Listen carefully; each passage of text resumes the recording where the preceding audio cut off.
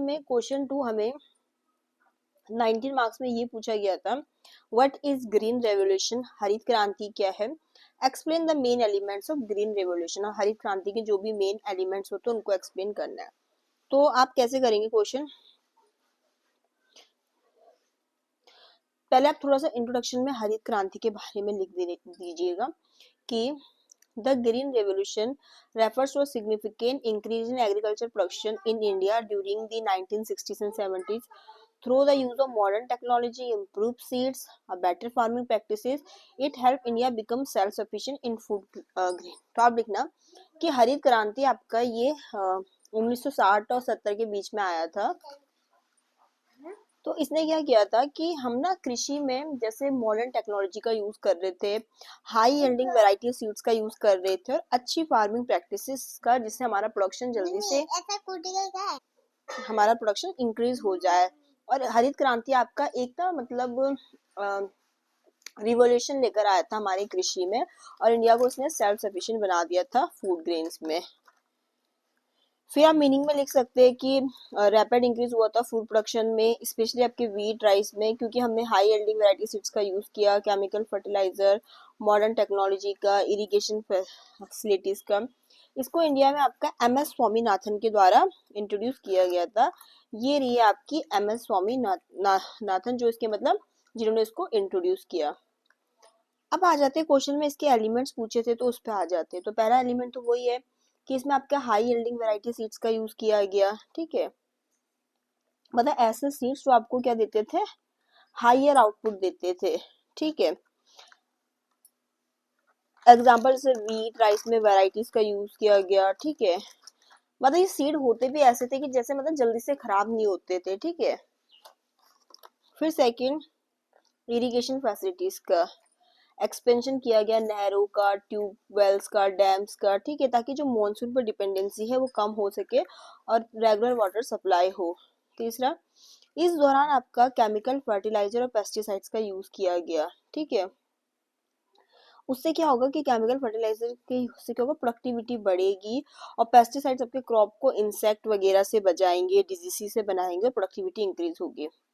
इसी समय मैकेनाइजेशन किया गया एग्रीकल्चर का। मैकेनाइजेशन का मतलब जैसे आपके ट्रैक्टर, हार्वेस्टर्स, थ्रेशर वगैरह का यूज किया गया, ठीक है। तो उससे क्या होगा, लेबर टाइम कम हो जाएगा और एफिशिएंसी इंक्रीज होगी, क्योंकि जैसे मैकेनाइजेशन से क्या होगा कि प्रोडक्टिविटी इंक्रीज होगी। मतलब वही कि जैसे आप मतलब ट्रैक्टर, हार्वेस्टर्स का मतलब ऐसे, अब जैसे कोई लेबर अगर काटेंगे तो इतना तेजी से नहीं काटेंगे, इसलिए हार्वेस्टर्स, थ्रेशर वगैरह का यूज किया गया। मल्टीपल क्रॉपिंग सिस्टम,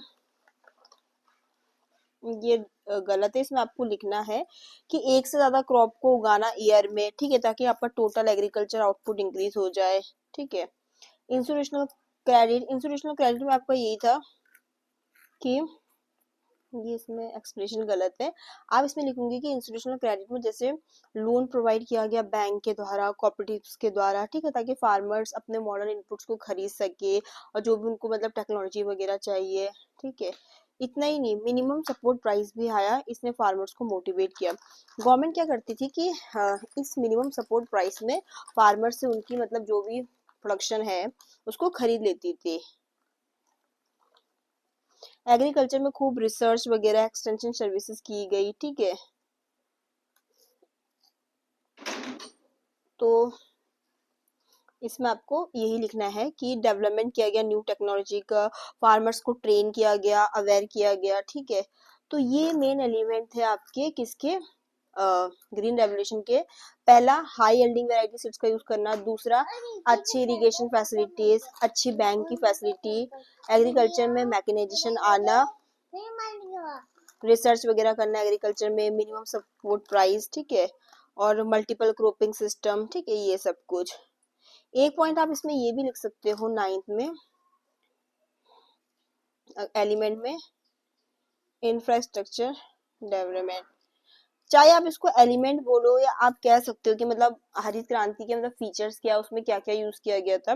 तो आप इसमें लिखना कि जैसे अच्छी स्टोरेज, ट्रांसपोर्ट, मार्केटिंग फैसिलिटीज को इंट्रोड्यूस किया गया ताकि क्रॉप का वेस्टेज ना हो। अब सोचो भाई, क्रॉप के लिए अच्छी स्टोरेज, ट्रांसपोर्ट भी तो चाहिए, आपको ग्रीन रेवोल्यूशन का इम्पैक्ट आप ऐसे लिख सकते हो कि इससे, या आप इम्पैक्ट को ना एक तरीके से कंक्लूजन में लिख देना कि फूड ग्रेन प्रोडक्शन इंक्रीज हुआ, सेल्फ सफिशिएंसी आई फूड में, ठीक है।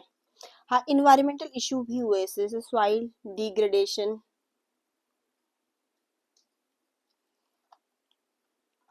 वाटर डेप्लीशन, ठीक है। और रीजनल इनइक्वालिटी में इनका कहने का मतलब था कि जैसे पंजाब हरियाणा जैसे स्टेट्स को ज्यादा बेनिफिट हुआ और स्टेट्स के कंपैरिजन में। तो हम कह सकते हैं कि हरित क्रांति क्या था आपका, एक टर्निंग पॉइंट था हमारे इंडियन एग्रीकल्चर में।